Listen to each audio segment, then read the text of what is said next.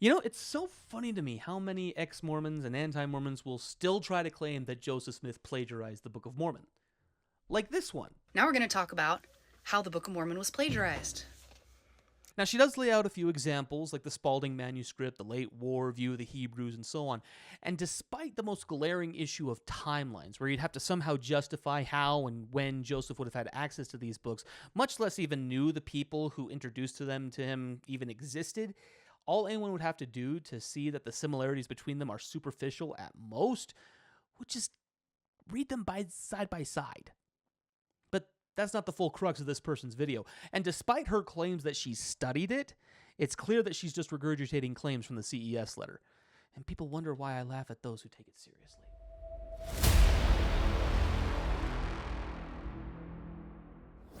Now, before we dive into her main point, there are similarities between the Bible and the Book of Mormon that we do need to cover.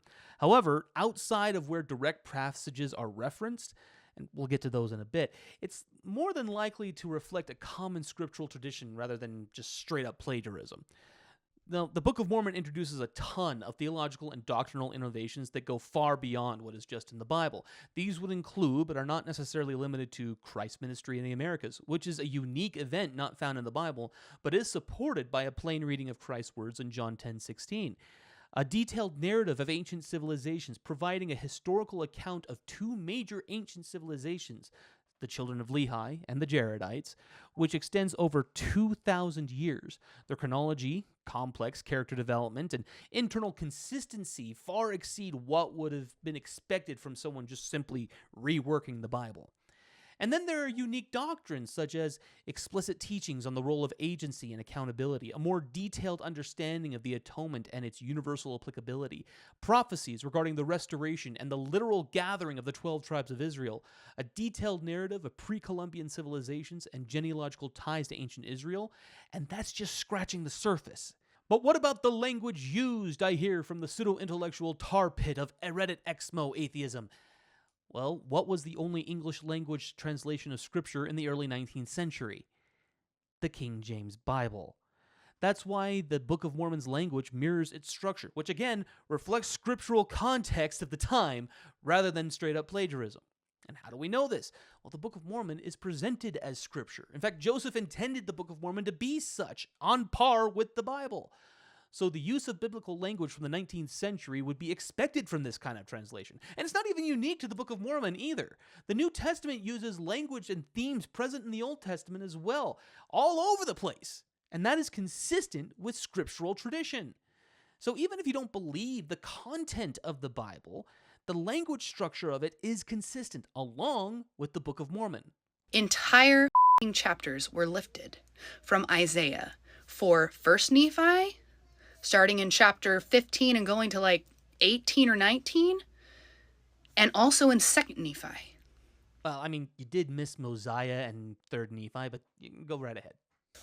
When Babylon came and destroyed Jerusalem and unalived millions of Israelites and then took the rest into captivity, Isaiah kept writing in captivity. I am going to try to be charitable here. I am going to give her the benefit of the doubt that she's unknowingly confusing Jeremiah with Isaiah. Because what she described happened to Jeremiah, not Isaiah. Which would make sense since Jeremiah's writings aren't anywhere in the Book of Mormon at all. Now, Isaiah was long dead by the time the Babylonians came and sacked Jerusalem in 597 BC. Now, he was around for when the Assyrians sacked northern Israel about 200 years before, but he was never taken into captivity, and that was because he lived in the kingdom of Judah, to the south, and lived well into Hezekiah's reign. Nephi and Lehi and all them left before that. The later chapters of Isaiah, which is where the 2nd Nephi chapters of Isaiah are lifted from, those were written after Jerusalem was conquered. So how the are they in the Book of Mormon? This would only work if you take the now debunked view from Rabbi Ibn Ezra from the 12th century. But even if you had studied it as extensively like you claimed, you would have come across the work of Avraham Gileadi. His work on Isaiah is extensive and praised by Latter-day Saint and non-Latter-day Saint scholars alike. And you know what he points out? Deutero-Isaiah doesn't exist.